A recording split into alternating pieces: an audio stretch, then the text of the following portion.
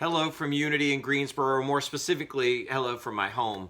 But yesterday, our lesson was called Living in the Circle of Prayer.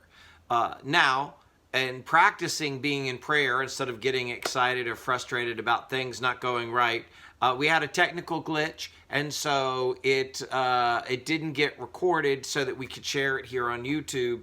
So that's what I'm doing now. I'm going to just kind of go over some highlights of yesterday's lesson so that any of you who weren't able to join us then or aren't connected with us on Facebook have this other place that we get the opportunity to try and connect with you here on YouTube. So let's talk. We, in this year, we at Unity in Greensboro have dubbed 2021 the year of making our dreams come true. And we're using a book written by Stella Terrell Mann called How to Live in the Circle of Prayer and Make Your Dreams Come True. That is the basis of what we're going to use for the entire year. So within that, there are 12 steps, which we'll go over in a few minutes. That we're going to talk about all year, really. And we've given that information so that people can go ahead and get to work on making some dreams come true. And I'll tell you from my own personal experience, just by setting the intention that that is what you're going to do already opens the door for a more even flow of prosperity to come through before I've even really set out the intention to say, this is the dream I'm working on, right? So I invite you all to do the same simply by setting the intention. This is the year that dreams come true. This is the year I allow prosperity to flow in abundance evenly through my life. And I do that because Jesus said he came so that we may have life and that more abundantly, right? So I'm going to do what Jesus said he came for, which is to have life more abundantly. So let's look. We're talking about dreams. Now, a dream is a desire, right? But there are lots of desires. I may, in a few minutes, desire a sip of drink that I don't have right here in front of me, right? But a dream is, this is the way it's defined by Stella Terrell Mann, I'll say, in her book. She says that a dream is a deep desire to do or be or acquire something of considerable importance to the holder. That's you. You're the holder. That's me. I'm the holder. We're the holder of our deep desires. And we know what they are, and some of them we're not allowing ourselves to give ourselves permission to because we think it's impossible or because we think there are other more important things that we should be doing. But you know what your deep desires are, what your dreams to come true are. Now, the key here is your desire, your dream may be in correlation to a relationship you have with someone else. What I will say on that is we all have total dominion and control over our lives. That means that anyone else that we're in a relationship with of any sort, it could be a work relationship, a friend relationship, a love relationship, whatever kind, that each of the people have their own control. So none of us get to say, well, my dream is for that person to change and start doing what I want them to do. No, it's not going to happen. But you can have a dream that there be a shift in your relationship, understanding that the only one you have a right or really even the opportunity to shift and change is yourself. A Course in Miracles defines a miracle in being simply changing your mind. I'm sure that there's more that other real Course scholars would have to say about that. But in a simple way, right? The willingness to change your mind and then it actually happening because you didn't just say you wanted it, you actually freed yourself up to allow it to happen. That is a miracle. So we can all have an experience, but when we change our perspective, that exact same experience can be told in a completely different story, right? So let's look a little bit deeper in here. The question comes in, well, where do your dreams come from? Because our dreams are our deep desires, right? These are our spiritual desires, things that maybe not just spiritual in, I wish I could pray more. You know, my dream is that I pray more. Okay, have that dream. But your dream may be something materialistic. My dream is that I want a brand new Cadillac. I use that. That's not what I want. I'm from a Ford family, but I use that as the example. That can be a spiritual dream. See, there are all kinds of reasons that you may have led a life that you thought that type of car, that specific car, maybe became the symbol because of somebody you knew that had one. And for some reason you thought, that's a car I can never have. Well, what the Bible tells us is that all things, all is all encompassing, doesn't leave anything out. All things are possible for those who love the Lord. So if you thinking that there's something in this life that's holding you out from acquiring that, then it's time for that miracle to change your mind about that. So when we look at, well, what are our dreams? Our dreams, where do they come from? Our dreams come from God, period. That's what we're working with. That's the faith that we have. I am one with God. The saying that I said for years and years and years at Understanding Principles for Better Living Church out in Los Angeles is, I am one with God. I am one with all men. I am one with all life. I am one with the one. Now, I've shifted that now because men always meant, when we were saying it, my minister was a woman, Della Reese, a fantastic, amazing woman, right? So men never just meant, and people who are born as men, people who have penis, it meant humans. But I changed it to make that clearer. So now I say, I am one with God. I am one with all people. I am one with all life. I am one with the one. There is one. So where do my dreams come from? The one, God. So, Stella writes in here that our dreams come from God, so we should put the work in to make them come true. Get that? If your dream comes from God, then the least we can do is then set about making it come true. Well, God gave this to me as something for me to manifest out into this life and world and experience that I'm having. The least I can do is make it come true. How do you do that? You work consciously on purpose with God. How do you do that? You start by praying. Now, what I talked about, what is helpful to me is to separate out the prayer from the meditation. The prayer is me talking to God. The prayer, you talking to God. The meditation, me, we listening to God. And the formula that I have no basis in, it's just what abstractly came out of me. If you're going to pray for 5 minutes, then you should meditate for 15. And what I'm saying, it's not, the exact numbers aren't important, that you should listen longer than you talk, because there's more to be gained from receiving the information than telling God. What are we going to tell God that God doesn't already know? We're speaking to God, but for our own clarity, right? And so as we're speaking, at some point, to have the conversation, so that it's not a monologue, we have to clamp it up, shut it up, and listen.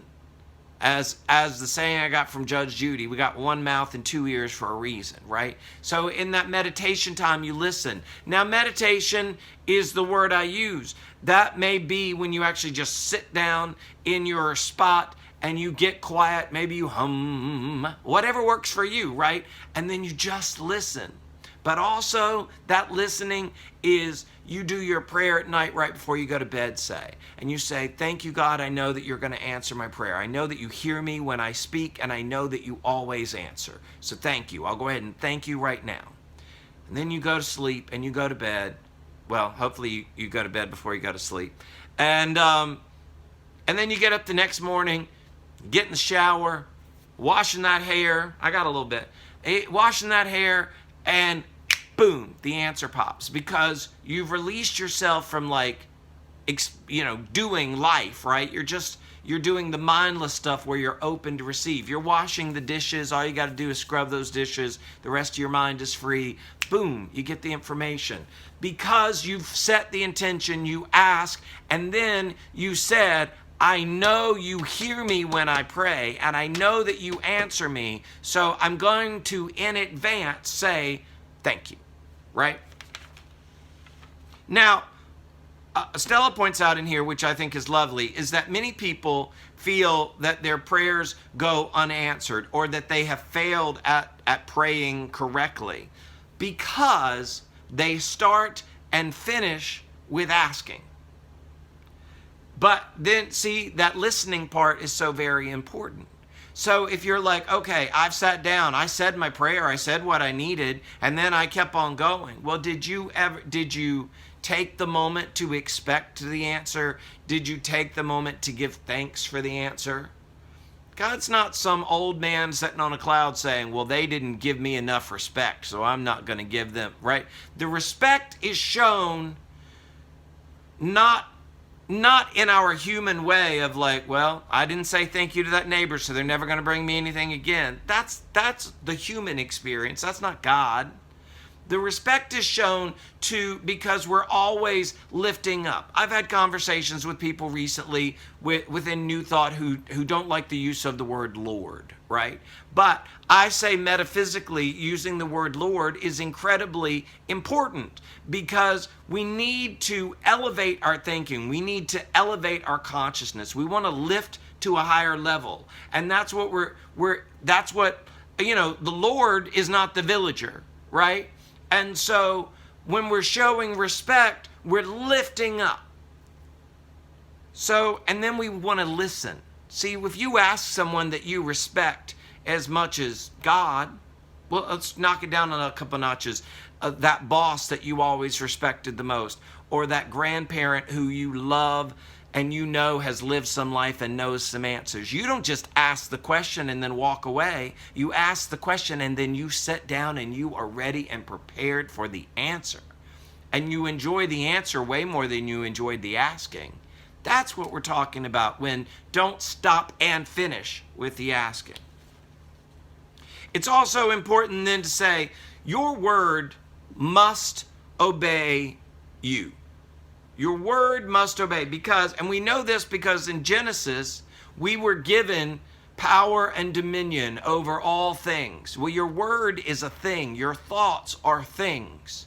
See, they're energetic things that you can't touch and go buy in a store. So you're like, is that really a thing? Yes, it's a thing. And you have power and dominion over it. So the question then comes in, is your word aligned with your belief? Because it is that feeling that gets attached, what I call the DNA to the seed, and the seed is your word, right? Your word is what you go out and plant, and then that's what manifests and come back into your life. But there's a DNA attached to that seed, and that is the feeling that you thought. You see, I can say to you right now, it is a sunny day right now. And I'm looking out at through a window that is a full gray sky. There's no blue, there's no sun, there's just gray. Except I've been on a plane before, right?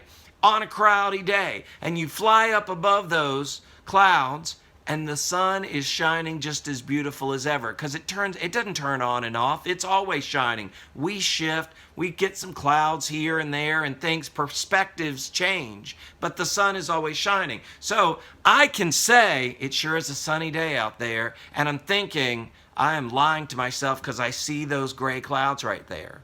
Or I can say, I know that regardless of what it looks like right now, it is a sunny, beautiful day, and I'm going to thank God for it right now. You see, there's a difference because I believe it, because I already know. I don't even have to have that much faith. I've had the experience, as I told you. So I know that sun is shining because I've seen it. So I can say with great confidence in my belief what I want the DNA of that seed to be. See, we get to choose what seeds we are planting, and your words matter. So watch your mouth, your words matter. That I learned a long time ago. Except if you can't lie to yourself, and you certainly can't lie to God because you're one with God. So when you thought it, God already knew about it. So don't now try and act like you didn't think it. Start cleaning up the thought if that's what you think that it needs. Make sure that the seeds you plant are for the crop you wish to manifest. I've never said it quite that way before, so I'm going to say that again because I like that. Make sure that the seeds you plant are for the crop that you wish to manifest. And the seeds cannot simply be your words. If you spout out words that you do not believe, you're going to get the crop of what belief was attached. You see, if I say it is a sunny day and all I'm really saying is, but it's not really, it's really a cloudy day, that's the DNA of the seed that I'm planting. So what I'm going to get back is more cloudy days. Get it? I think I get it. I just said it that way for the first time. I hope we all get something from that together. Here's what Stella Tarot Man teaches is that it's all in a circle of prayer. So that's why this was called Living in the Circle of Prayer, and the book is called How to Live in the Circle of Prayer. I think that the two words of that, well, the whole title is How to Live in the Circle of Prayer and Make Your Dreams Come True. But I think in that first half of the title, it's missing two words because we are always living in a circle of prayer. It's how to live in the circle of prayer on purpose. On purpose, right? Because here's a different circle that she teaches that I love that says, here's a circle of prayer. You desire, then you ask, and then you believe, and then you receive. Now that sounds lovely. I desire, I ask, I believe, I receive. That sounds fantastic. It's almost a magic formula, right? No, it's not. It's just telling you what's happening because you may have a desire, but then what are your feelings about that desire? Do you truly believe that that is an acquirable desire for you?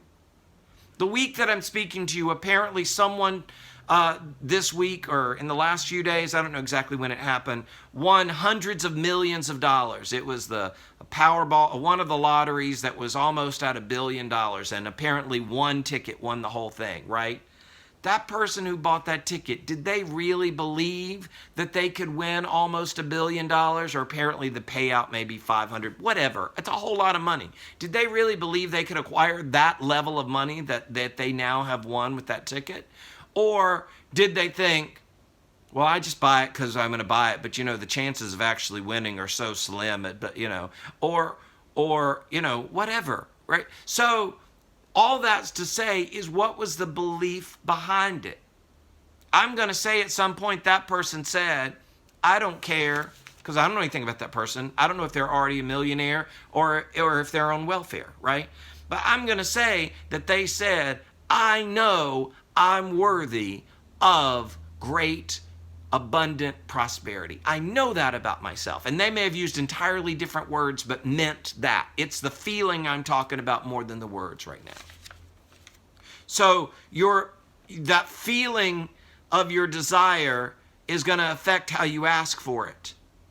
And then the belief that you can really get what you've asked for is going to determine what you receive. That is the circle of prayer. And it's not a magic formula. And we all may have bad habits that have taken us a while, that it may take us a minute, and a minute may be a minute, or a minute may be, I don't know, some of us it may be 20 years, right? Doesn't have to be though. So it's about understanding and then spending more time in quiet, spending more time with God so that we can release those feelings that don't serve us well. Our word. Stella Tarot Man teaches that our word is our holy servant or our holy helper. So when we use our words on purpose, they go out into the world and then they bring back the results. You cannot say something that isn't effective somewhere to someone in some way that won't come back to you. There is the law of giving and receiving. Now, see, some people get confused on that and say, well, I gave so-and-so $20 when they needed it, and then when I needed $20, they weren't anywhere around. The law didn't say the law of giving and receiving to the exact person that you did, blah, blah, blah, blah. It said you give and you receive. You may not actually ever need the $20 that you gave out, but what you may need is a hug that you would pay $100 for on some day that you need one so bad, right? And then it just came back, what I should say $200, so it came back tenfold, right? It's just knowing that, you know what? I am in a world, I am one with God. I am living a spiritual life, governed by spiritual rules, governed by spiritual laws, I should say. And I'm good. Regardless of what's going on, I say, because I have been taught and I believe that God is good all the time. I cannot say that and believe that and then turn around and start saying, look at that bad thing and that bad thing and that bad thing. What I have to look at is like, maybe sometimes I say that is a shame. That should not have happened that way. That does not seem necessary to have happened that way. But I've got to then follow that up with, now let's start looking for the good in this moment, because God is good all of the time, not some of the time, all of the time. So let me go look for the good. What I want to close with are two areas from Genesis. Right in the very beginning, teaches us how we go about creating. If we're going to make our dreams come true, and we're going to do it in the highest and the happiest and the best way, we're going to do it on purpose in our partnership with God. And what God teaches right in the beginning of Genesis, it says, in the beginning, God created the heavens and earth. Now, the earth was formless and empty. Dark was over the surface of the deep, and the Spirit, and God was hovering over the waters. And God said, let there be light. Let there be is the beginning of your creation. I say, let there be more happiness in my day. Let there be the productivity that will help me get some things done that I've said that I want to get done today.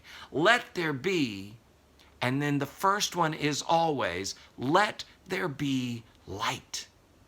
Because that light is the truth. That light is the Spirit that is within you. That light is your eternal life that will always live and always be and always do, right? That light is the being. It is God.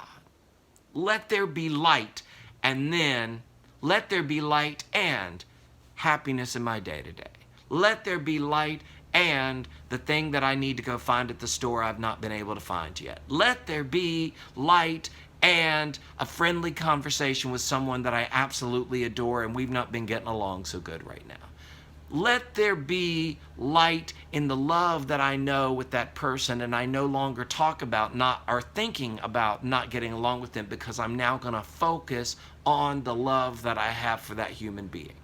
And understand that they may not have changed their mind yet, but regardless of their actions and their words, I know that I love them, and I'm going to just hang tight to that. Let there be.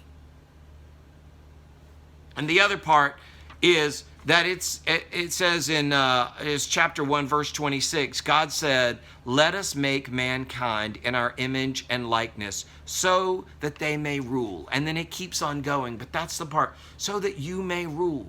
You are made in the image and likeness of God. God created everything that you see around you, anything that you hear, all that, God, the Creator. And you are made in the image and likeness of God so that you may rule in your life and your world and your affairs.